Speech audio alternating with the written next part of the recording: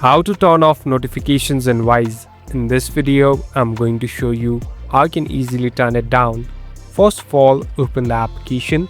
Now, here on the left top, you can see a profile icon. Simply tap on the profile icon.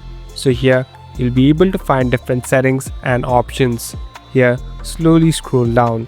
Here, there's a section called Notification.